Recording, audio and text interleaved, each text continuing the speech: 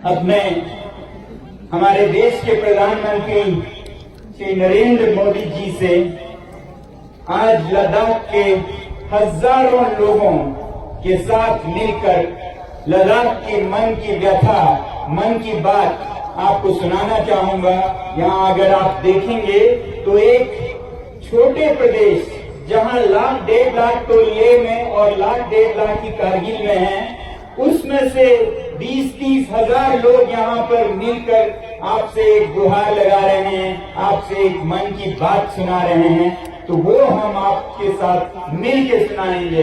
कैसा है? आप लोगों की मंशा और आपकी अनुमति लेके मैं प्रधानमंत्री जी को ये कुछ मन की बातें सुनाना चाहूंगा।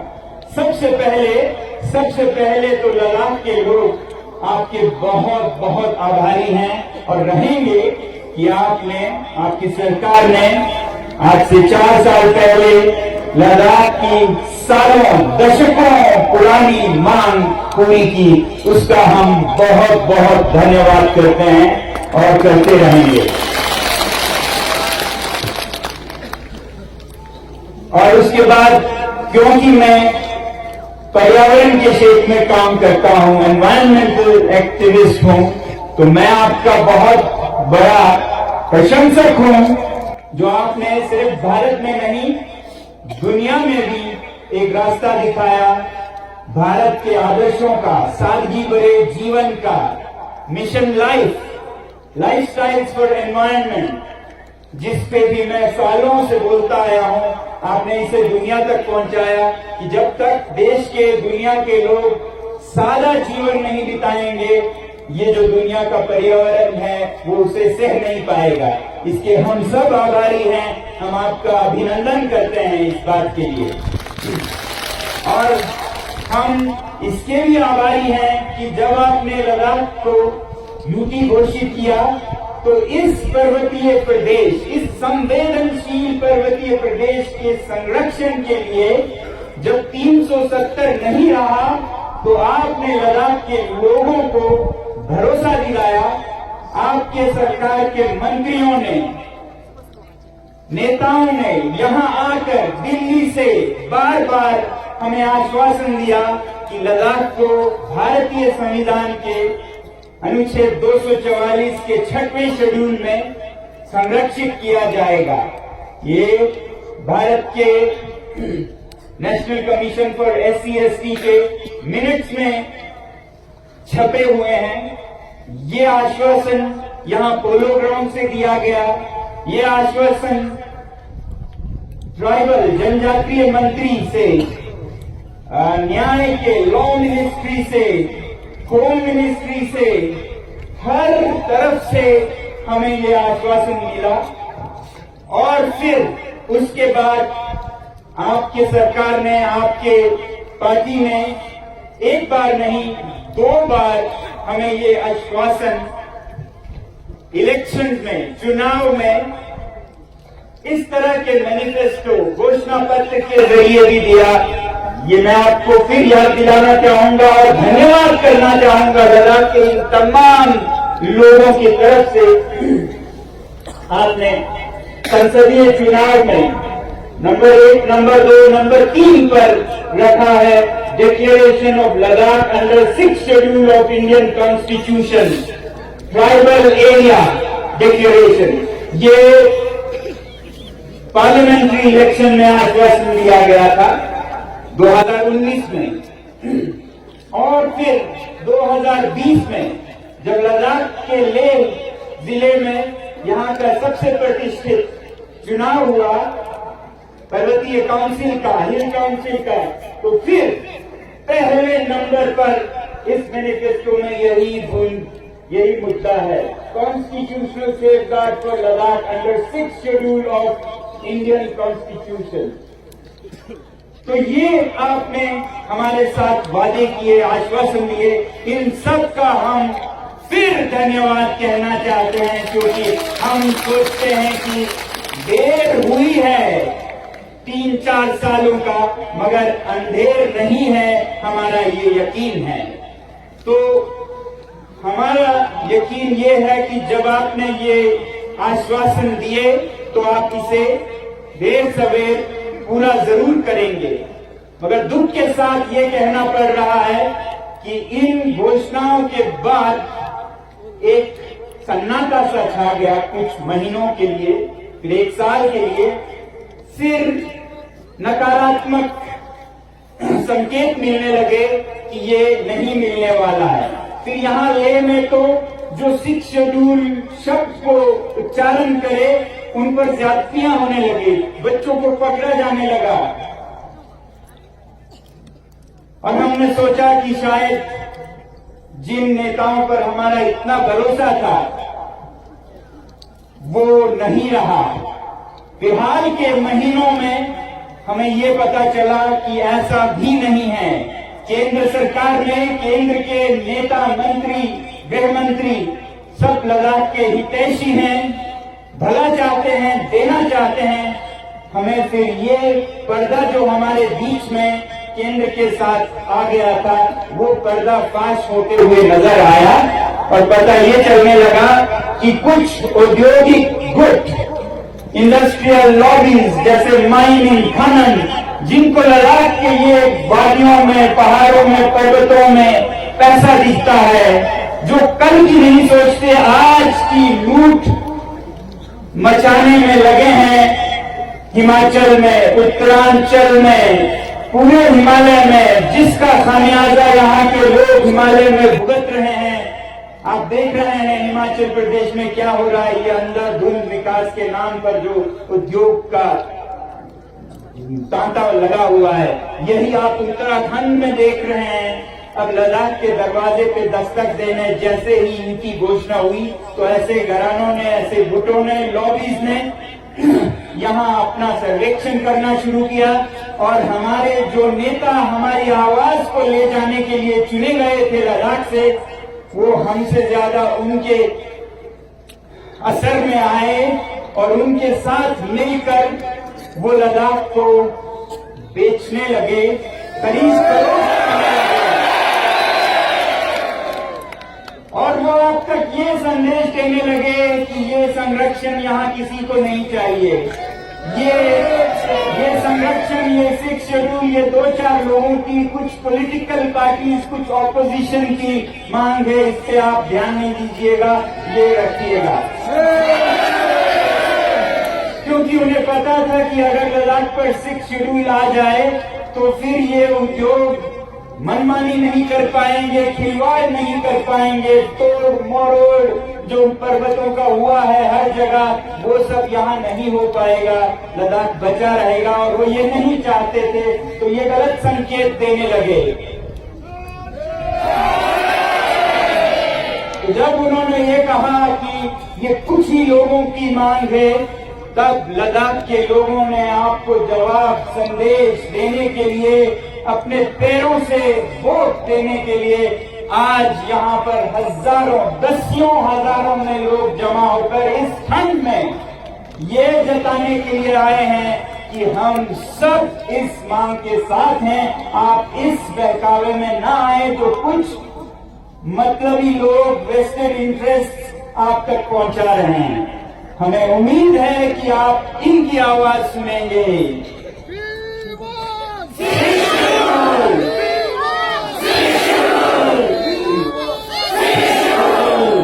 भारत माता की, भारत माता की, भारत माता की। तो ये जो मसला है लद्दाख के संरक्षण का, अब ये सिर्फ संरक्षण की, पर्यावरण की भी बात नहीं रही, अब ये एक सच्चाई की लड़ाई भी बन गई है।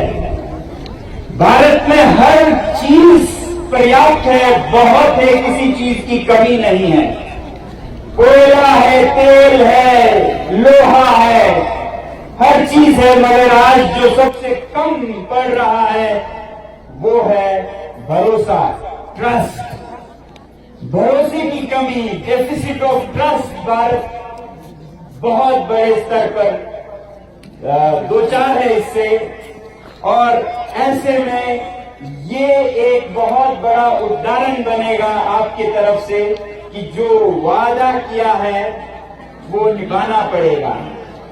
जो निभाएंगे नहीं वो वादा करेंगे नहीं, ऐसी हमारी उम्मीद है ऐसे सरकार से, ऐसे नेताओं से जो कि ईमान के नाम पर ही सत्ता में आए। आपको याद है कि 2011, 12, 13 के इंडिया अगेंस्ट करप्शन में भारतीय जनता ने कितने जोर शोर से भारत में फिर से सच्चाई को वापस लाने की आवाज उठाई और उसके ठीक बाद भारतीय जनता पार्टी सत्ता में आई, क्योंकि लोगों को ये भरोसा था कि अब साफ होगा हर चीज। मगर आज बदकिस्मती से कहना पड़ रहा है कि आज हर तरफ करप्शन फिर से सर उठा रहा है देश में और यहाँ लद्दाख में भी।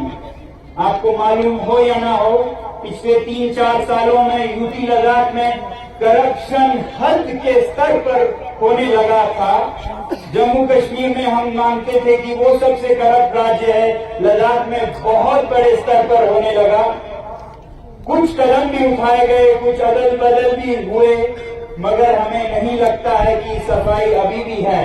अगर आप देखें पिछले 3-4 सालों का खनन करें कागजों को तो बहुत बरमान मिलेंगे आपको करप्शन के। मैं खुद आपको कई ऐसे मिसालें और सबूतें दे सकता हूं। तो ये हाल है लद्दाख का और ऐसा ही हाल देश में भी लग रहा है। आप बहुत कोशिश कर रहे हैं मगर हालात बहुत अच्छे नहीं हैं।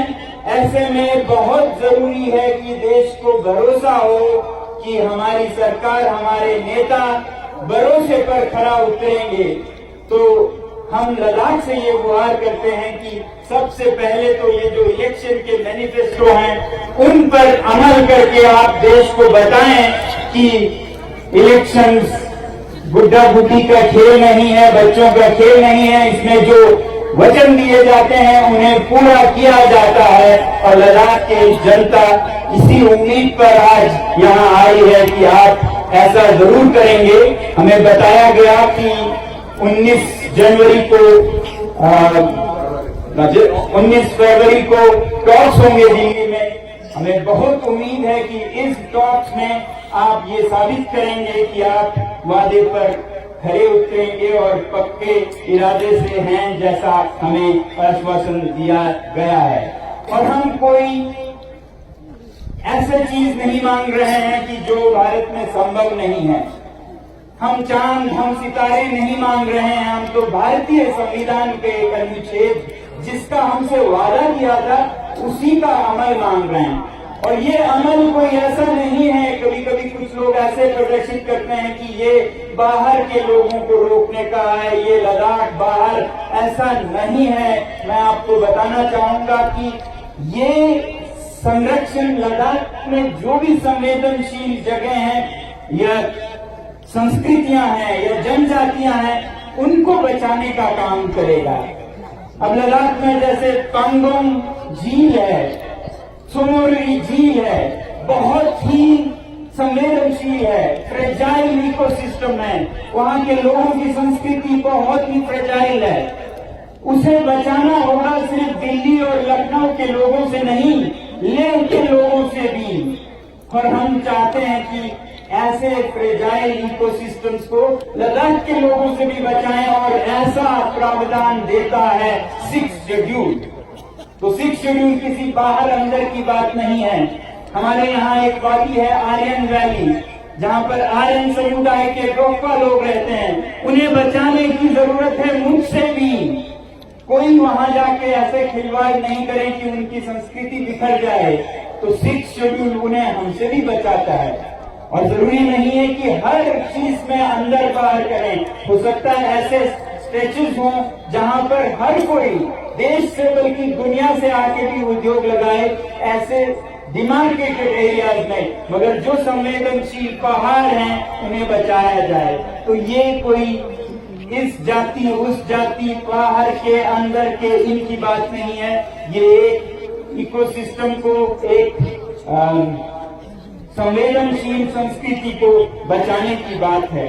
तो हम आपसे यही उम्मीद करेंगे आखिर में कि इन सब बातों को ध्यान में रखते हुए, जो कि ध्यान में पहले से ही रखा गया था, इसीलिए ये वादे हुए थे लद्दाख के लोगों के साथ, आप जल्द ही जल्द न सिर्फ लद्दाख को बल्कि पूरे भारत को ये फिर एक भरोसा, एक आश्वासन, एक उम्मीद जगाएंगे कि देश में अभी भी वचन, सच्चाई जिंदा है और उस सच्चाई को बचाए रखने के लिए अगर हमारी जान जाए तो बहुत कम होगी। मुझे दुख ये है कि एक ही जान है, कितने बार दें। तो हम इसके लिए आज भारत में जैसे हम अंग्रेजों से लड़ रहे थे, आज भ्रष्टाचार से, आज झूठ से लड़ने की जरूरत है। और इसमें अगर हम भगत सिंह बनते हैं, सुखदेव बनते हैं, तो हमारी ये सबसे बड़ी खुशनसीबी होगी, खुशकिस्मती होगी। मैं आपका हाथ जोड़कर इस तमाम लद्दाख के लोगों के साथ मिलके फिर एक बार धन्यवाद और फिर एक बार भरोसा आपसे लेने की गुहार लगाता हूं। बहुत बहुत धन्यवाद। भारत माता की, भारत माता की, भारत माता की।